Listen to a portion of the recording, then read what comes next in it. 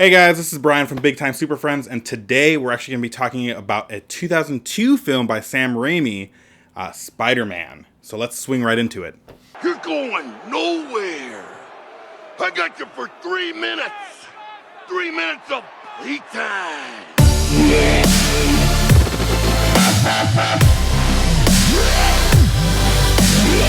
So starting off, let's talk about the cast for a second. I think this has some of the best and the worst casting decisions I've seen, at least back then.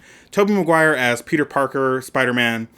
Sure, it's definitely believable. He has the look to him, and I could see him portraying this character correctly. The Amazing Spider-Man!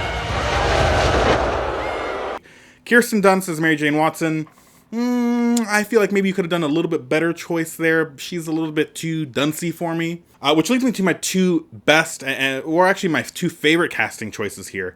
Both as for Willem Dafoe as the Green Goblin. I think his face alone just nails that role. And I mean that with all due respect, bro. Like, for real, that face is Green Goblin.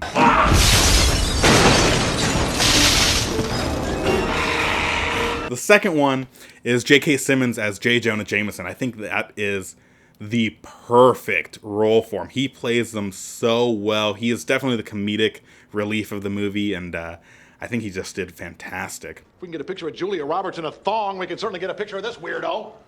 Put an ad on the front page. Cash money for a picture of Spider-Man. He doesn't want to be famous, and I'll make him infamous. Starting off with this movie, obviously it is an origin film. So we do have to spend a little bit of time getting to know Peter Parker and getting to know how he becomes Spider-Man. And that's done relatively quick in the movie. Maybe in the first 15-20 minutes, it kind of gets that out of the way. He's in high school. He goes to this lab to see what's going on. He's a photographer for the school. And lo and behold, a radioactive spider comes down. They see that the one's missing from the little cage of the display. Bites him on his hand, doesn't realize what's going on until he gets back home later on that day, and he wakes up the next morning, he's all buff as hell now, and he doesn't know what the hell's going on. He sees that he goes and tries to find his new powers, he's trying to climb up these walls and stuff, and this actually leads me to one of my, not necessarily favorite scenes, but I think it's definitely one of the funnier scenes in the movie, is when he's trying to get his web to come out. He's standing on top of the roof, and he's just like, go! Up and away, web! Shazam! And I just, trying to figure out what your powers are and how to, really hone them in, I think it definitely showed in that character. He's really struggling. He doesn't know what the hell he's doing, but he's trying to figure it out, man. And I respect that. Now, the whole plot of this movie revolves mainly around the Green Goblin here. And this kind of leads into one of my nitpicks for this film. The Green Goblin, Norman Osborn, he is part of this big company, and he's trying to get this project and stuff off the ground, so to speak. But his whole board is against him. They're all just saying, like, no, like, don't do that. We don't support it, whatever. So he's like, okay, well, you know what? I'm going to do this experiment on myself, see what's going on, and I'm comfortable enough that I'll do that. So he ends up doing the experiment and the procedure on himself, becomes the Green Goblin, and his original goal is to kill the board of directors that are disagreeing with him. And this is kind of the confusing part for me, because he does it. He kills them, he kills them all. So I'm a little confused as to, what is the purpose of the rest of the film, because literally Spider-Man has nothing to do with that at all. And if he were to just do what he did and let it be over with, there would be no need for any kind of conflict between Spider-Man and the Green Goblin. But I think what happened is he was kind of taken over by that persona. He became the Green Goblin, and that turned him into a villain. Instead of doing what he set out to do, finishing it and moving on, he chose to continue with this path of the Green Goblin, ultimately turning him into the villain and the protagonist for this film. A lot of the fight scenes, they're all hand-to-hand. The wire work is really, it's limited. And I can kind of appreciate that, to be honest with you, because it kind of gives a more real element to the fights that are going on.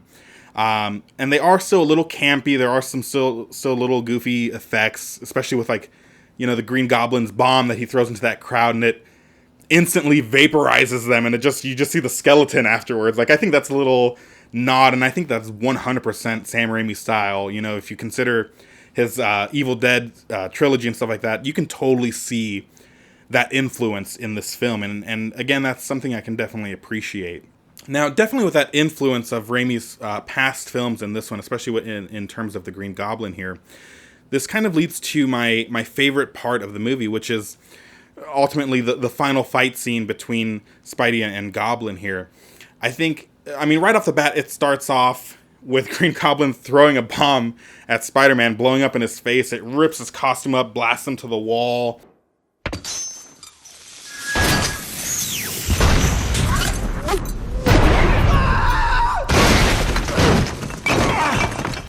And I think that's the perfect way to start the fight off, just straight, literally bombing on this fool.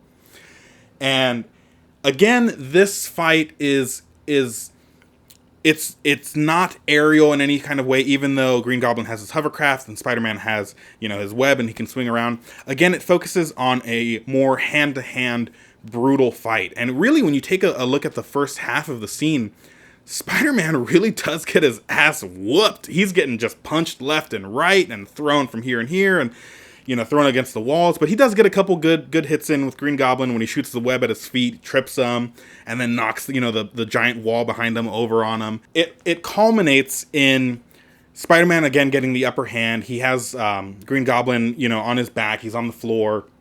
And Green Goblin tries to make amends here. He pretends that he snaps out of it. You know, oh, you know, it's me. You know who I am, and it's not me who's doing this. It's the Goblin, and it's taken over. Ultimately, it turns out to be, sure enough, a setup, and he has his hover glider coming up behind Peter, and the spikes come out, and he wants to just pretty much ram him. And once it starts going, you see Spider-Man's, Spidey sense tingle, and he jumps out of the way, does a backflip, and sure enough, his glider impales himself up against this wall. And I just think it's a funny little touch that right before it hits him, it turns to Green Goblin's face, and he just goes, "Oh." Godspeed, Spider-Man.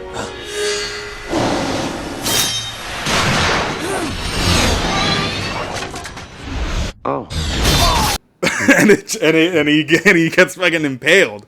And I think little tidbits like that really kind of added to that scene, because if anything, I think that is one thing that this movie lacked in the form of Peter Parker. Is Peter Parker and Spider-Man, he's known to be witty. He has, his quips and stuff about him, and little jokes that he makes, and they were maybe sprinkled in the movie once or twice, but that is just something that I felt was missing from the movie as a whole.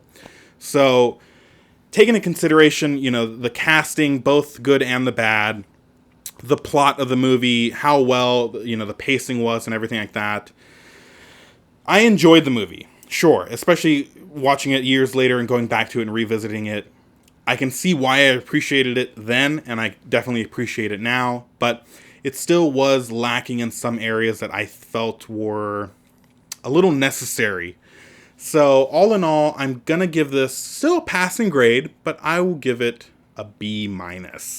Now, guys, if you like this content and you like this video, go ahead and hit that like button down below. And if you're feeling really generous, go ahead and hit that subscribe button, because I will be coming back for my review of Spider-Man due very soon. So please be on the lookout for that. Now, go ahead and tell me, what was your favorite part of this movie? Do you think maybe I was a little hard on it in the forms of the casting, the plot, maybe the pacing even? What was your favorite scene, and maybe even what was your least favorite scene? Anyway, guys, be back soon. Please check us out. I'm Brian, and I'm swinging out of here. Oh, my legs! Oh, God, I can't feel my legs! Yeah.